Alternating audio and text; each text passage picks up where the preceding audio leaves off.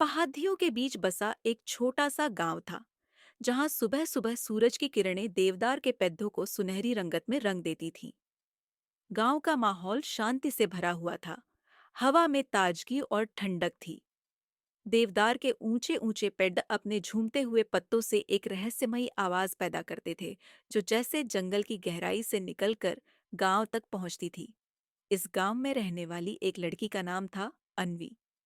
वह दिखने में साधारण थी, पर उसकी आंखों में सपनों का एक समंदर था, जो उसे हर समय कुछ नया और अच्छा करने की प्रेरणा देता था। अन्वी का जीवन बहुत ही साधारण था, लेकिन उसमें एक अनोखा पहलू था। वह किताबों की दीवानी थी। घर में जितनी भी किताबें थीं, उन सब की वह आदर्श पाठिका बन चुकी थी। उसके पास हर तरह की किताबें थीं। कविताएं, कहानी संग्रह, ऐतिहासिक उपन्यास और साहित्य के हर रूप की पुस्तकें। वह अक्सर जंगल के पास बने पुराने खंडहर में बैठकर कहानियां लिखा करती थी। यह खंडहर गांव के बाहर था और गांव वाले वहां जाने से डरते थे, क्योंकि वे मानते थे कि खंडहर में कुछ अजीब घटनाएं होती हैं। मगर अन्वी के लिए वह एक सुरक्षित स्थान था, जहां वह अपने विचारों को व्यक्त कर सकती थी। यहाँ वह अपने विचारों के साथ अकेले समय बिताती और कभी न खत्म होने वाले सपनों को अपनी कलम के माध्यम से दुनिया तक पहुंचाने की कोशिश करती। लेकिन अन्वी को अक्सर अजीब से सपने आते थे। ये सपने कभी कभी बहुत डरावने होते थे। वह सपने में खुद को उस खंडहर में पाती जहां एक कुत्ते की परछाई उसके आसपास मंडराती रहती थी। यह कुत्ता कभी उसके पास नहीं आता था, लेकिन उसकी आंखों में कुछ ऐसा था जो उसे महसूस होता कि वह किसी बात को कहने की कोशिश कर रहा है। अन्वी इन सपनों को समझ नहीं पाती थी, लेकिन उन सपनों ने उसे परेशान करना शुरू कर दिया था। वह सोचती रहती थी कि क्या यह सपने केवल उसकी कल्पना का हिस्सा है या फिर कुछ और बात है। एक दिन अन्वी जंगल में घूमने के लिए निकली। वह अपने पैरों को घास के बीच रगड़ा देते हुए ताजगी का एहसास करने के लिए चल रही थी। जंगल में घुसी ही थी कि उसकी नजर एक घायल कुत्ते पर पड़ी। वह कुत्ता बहुत ही कमजोर था और उसके शरीर पर कई गहरे घाव थे। वह कुत्ता बड़ी मुश्किल से अपने पैरों पर खड़ा हो पा रहा था, लेकिन उसकी आंखों में कुछ ऐसा था जो अन्वी को आकर्षित कर रहा था। उसके अंदर कुछ अजीब सी चमक थी, जैसे वह किसी से कुछ कहना चाहता हो। अन्वी ने उसे गोद में उठाया और उसे अपने घर ले आई। घर लौटने पर उसने उस कुत्ते का नाम काल रखा। काल बहुत जल्दी अन्वी के घर का हिस्सा बन गया। वह साधारण कुत्तों से अलग था। उसकी चाल, उसकी आंखें और यहाँ तक कि उसकी हरकतें भी इंसानों जैसी थीं। वह अपनी आंखों से अन्वी को कुछ ऐसे देखता जैसे वह कुछ कहना चाहता हो। अन्वी उसे समझने की कोशिश करती, लेकिन वह कभी कुछ नहीं बोलता था। एक दिन अन्वी ने देखा कि काल रात के समय घर से बाहर चला गया था। यह देख वह चुपके से उसका पीछा करने लगी। काल जंगल की ओर जा रहा था और वह उसे अनजाने में एक ऐसे खंडहर के पास ले गया जिसे गांव वाले कभी नहीं पसंद करते थे। यह खंडहर अंधेरे और रहस्य से भरा हुआ था और वहां जाने की हिम्मत किसी में नहीं थी। काल खंडहर के पास जाकर वहां कुछ देर रुक गया और फिर वह उसी रहस्यमयी तरीके से खंडहर की ओर देखता रहा, जैसे वह किसी को पुकार रहा हो। अन्वी का दिल बहुत तेजी से धड़कने लगा। वह कुछ समझ नहीं पा रही थी कि यह क्या हो रहा था, लेकिन वह जानती थी कि उसे इसका पता लगाना होगा। अगली सुबह अन्वी ने खंडहर की ओर जाने का निर्णय लिया। यह निर्णय उसके लिए एक नया कदम था। खंडहर तक पहुंचने पर उसने देखा कि वहां कुछ पुरानी वस्तुएं पड़ी हुई थीं। धूल से ढकी हुई, मुरझाई हुई किताबें, टूटे फूटे बर्तन और दीवारों पर उकेरी गई रहस्यमयी आकृतियां। लेकिन वहां कुछ खास था। एक पुरानी पुस्तक और एक अजीब सी मूर्ति उसकी नजर में आई। पुस्तक के पन्ने जब उसने पलटे तो उसमें एक बहुत पुरानी कहानी लिखी हुई थी। यह कहानी एक राजकुमार के बारे में थी, जिसे एक दुष्ट साधु ने श्राप देकर कुत्ते में बदल दिया था। पुस्तक में यह भी लिखा था कि इस श्राप को तोड़ने के लिए सिर्फ सच्चा प्रेम ही सक्षम था। कहानी पढ़ते हुए अन्वी को ऐसा महसूस हुआ कि यह कहानी सिर्फ एक उपन्यास नहीं है, बल्कि उसका ही हिस्सा है। उसे यह समझ में आने लगा कि काल यानी वह कुत्ता असल में वही राजकुमार था जो कभी इस श्राप में फंस गया था। एक रात जब चांद पूरा निकला हुआ था, अन्वी ने देखा कि काल की आंखों में वही अजीब सी चमक थी और उसका शरीर कांप रहा था। अचानक काल का शरीर बदलने लगा और वह कुत्ते से इंसान में बदल गया। अन्वी बहुत चौंकी, लेकिन काल ने उससे कहा कि वह असल में एक श्रापित राजकुमार है। एक दुष्ट साधु ने उसे कुत्ते में बदल दिया था और केवल सच्चा प्रेम ही उसे इस श्राप से मुक्त कर सकता था। यह सुनकर अन्वी की आंखों में एक नई उम्मीद जागी, लेकिन वह जानती थी कि यह काम इतना आसान नहीं था। कुछ दिनों तक अन्वी और राजकुमार के बीच गहरी दोस्ती और प्रेम पनपने लगा। राजकुमार ने उसे अपने जीवन के बारे में और अधिक बताया। वह उसे अपनी दुखों की कहानी सुनाता और अन्वी उसे समझने की कोशिश करती। धीरे धीरे दोनों के बीच एक अनकहा रिश्ता बन गया, जो सिर्फ दोस्ती तक सीमित नहीं था। उनके बीच प्यार और सच्चे आत्मीयता का बंधन मजबूत होता गया। लेकिन वह जानती थी कि श्राप को तोड़ने का तरीका इतना आसान नहीं था। राजकुमार को मुक्त करने के लिए अन्वी को अपने जीवन का सबसे बड़ा बलिदान देना था। उसे अपनी जान देकर राजकुमार की आत्मा को मुक्त करना था।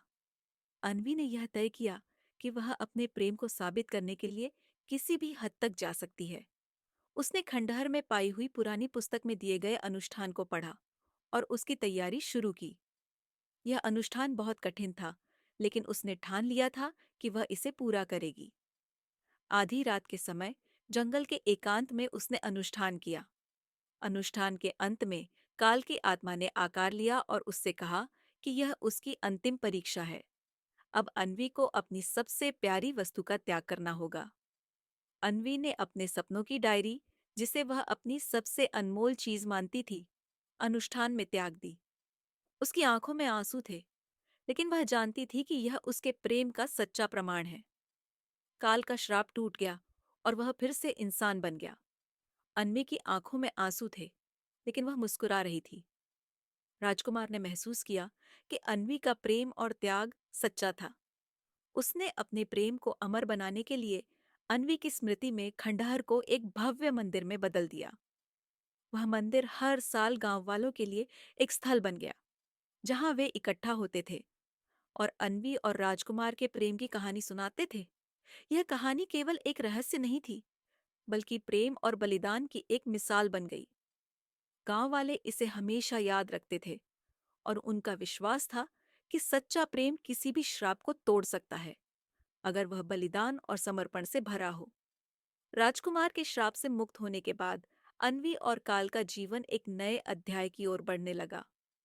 खंडहर का वह भव्य मंदिर अब गांव वालों के लिए एक पवित्र स्थल बन चुका था।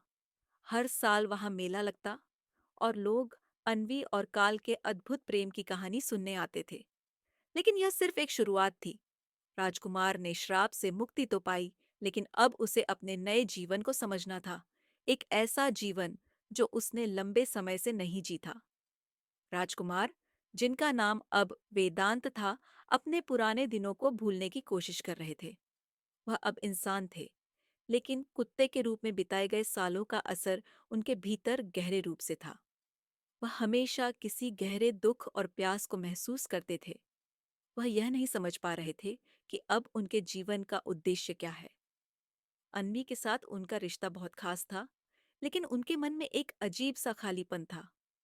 अन्वी ने वेदांत के साथ इस नए जीवन की शुरुआत करने का निश्चय किया था, लेकिन वह समझ रही थी कि इस रिश्ते को और भी गहरे से निभाने के लिए उन्हें दोनों को एक दूसरे के अतीत से बाहर आकर भविष्य की ओर देखना होगा। वेदांत का अतीत, जो एक राजकुमार के रूप में था, अब एक नया रूप धारण कर रहा था।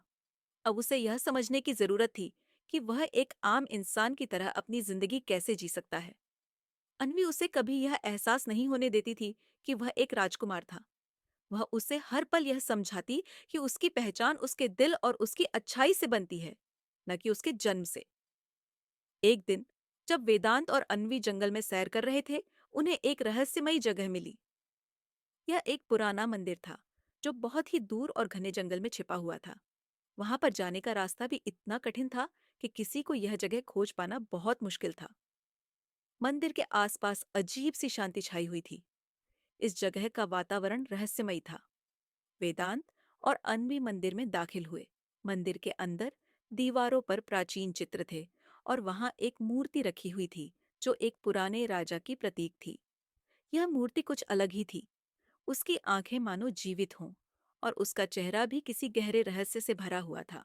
जब वेदांत और अन्वी उस मूर्ति के पास पहुंचे तो अचानक एक अजीब सा शोर सुनाई दिया।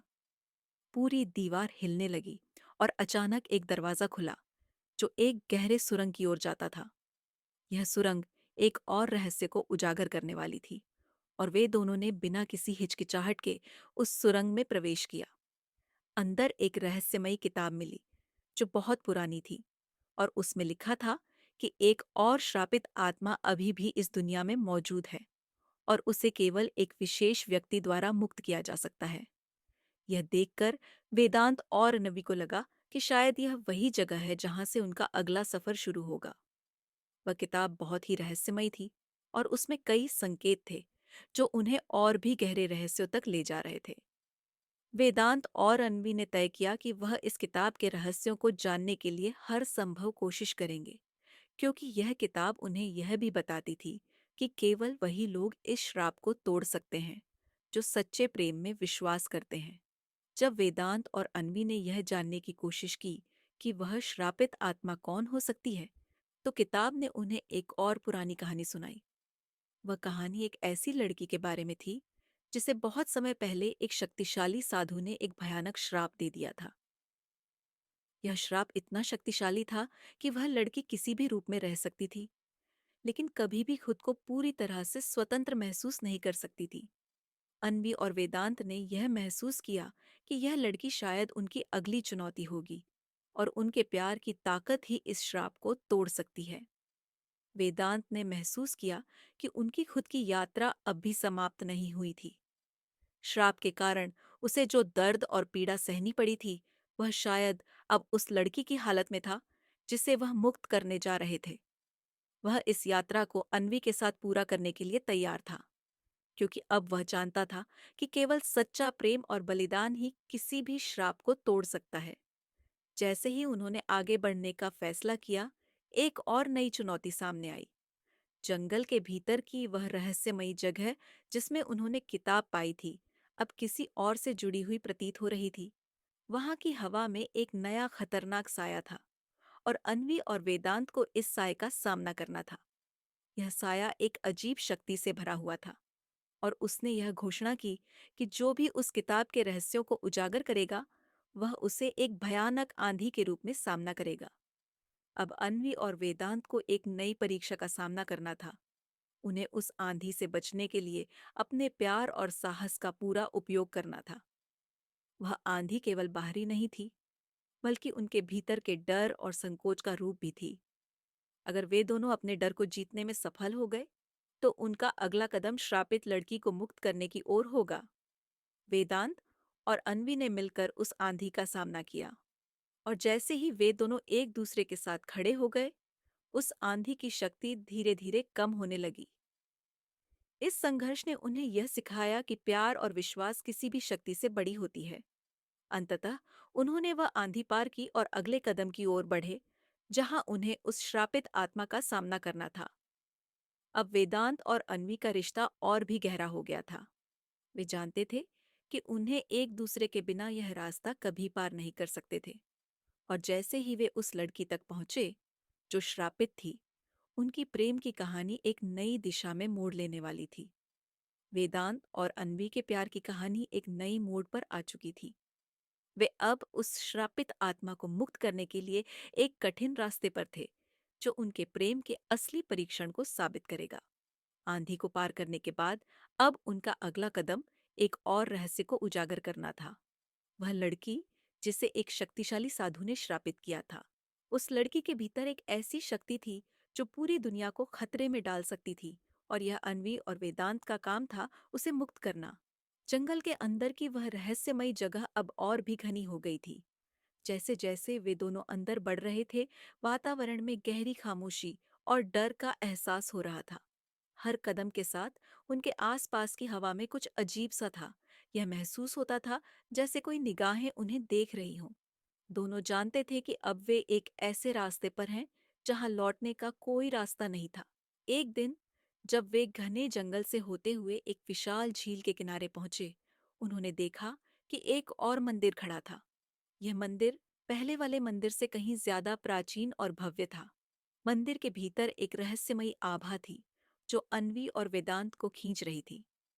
जब वे मंदिर के अंदर पहुंचे, तो देखा कि वहां एक लड़की खड़ी थी, जो बहुत ही अजीब और अनोखी लग रही थी।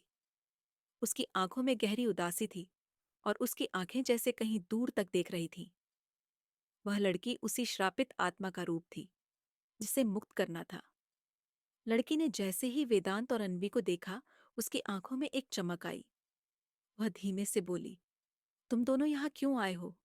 तुम जानते हो कि तुम्हारा आना मुझे और भी अधिक दर्द दे सकता है। उसकी आवाज में गहरी पीड़ा और निराशा थी, जो किसी भी इंसान को दुखी कर सकती थी। वेदांत और अन्वी ने एक दूसरे को देखा और फिर वे लड़की के पास गए।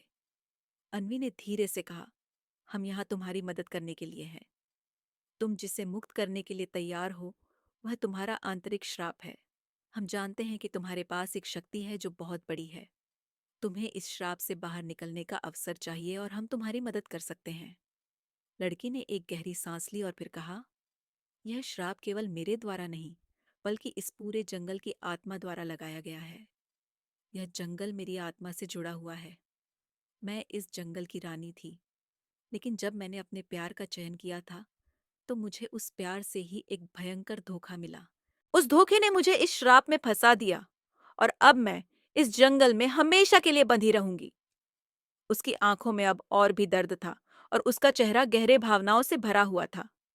वह अपनी कहानी में खो गई थी और अन्वी और वेदांत दोनों को लगा कि यह श्राप जितना गहरा था, उतना ही उसका इलाज भी जटिल था। वेदांत ने धीरे से पूछा, क्या तुम हमें उस समय के बारे में और बता सकती हो, जब यह श्राप शुरू हुआ था? शायद हम इसे तोड़ने का तरीका ढूंढ सकें। लड़की ने सिर झुकाया और फिर एक गहरी कहानी सुनाई। उसने बताया कि वह एक बार एक शक्तिशाली और सुंदर राजकुमारी थी और उसका दिल एक अच्छे और ईमानदार युवक के लिए धड़कता था।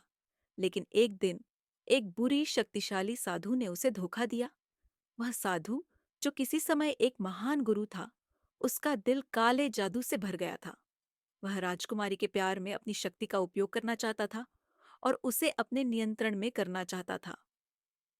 एक दिन उस साधु ने राजकुमारी को एक जादुई वचन दिया कि यदि वह उसकी इच्छा पूरी करेगी, तो उसे अमृता का वरदान मिलेगा। लेकिन जैसे ही राजकुमारी ने वह वचन दिया, साधु ने उसे धोखा दिया और उसे एक गहरी जादुई शक्ति से श्रापित कर दिया। उसे हमेशा के लिए इस जंगल में बंधा हुआ छोड़ दिया। वह चाहकर भी बाहर नहीं जा सकती थी और उसकी आत्मा हमेशा दर्द में थी। लेकिन तुम्हारी मदद से, वह लड़की आगे बोली, मैं अब इस श्राप से मुक्त हो सकती हूँ। केवल तुम दोनों के सच्चे प्रेम की शक्ति ही मुझे बचा सकती है। अगर तुम मुझे अपने दिल से सच्चा प्रेम दिखाते हो, तो मैं इस जाल से बाहर निकल सकती हूँ।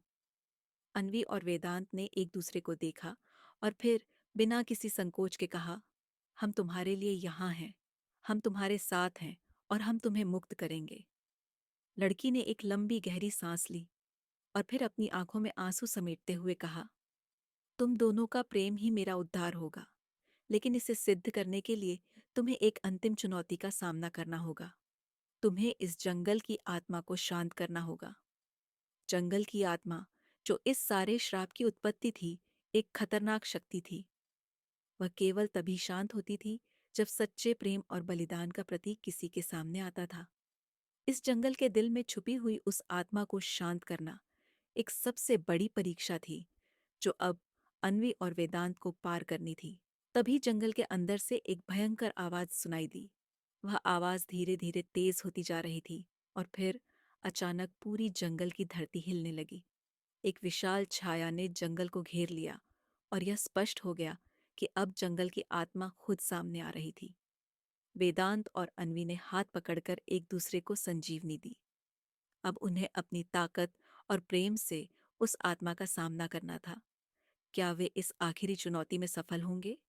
क्या उनका प्रेम इस जंगल की आत्मा को शांत कर पाएगा?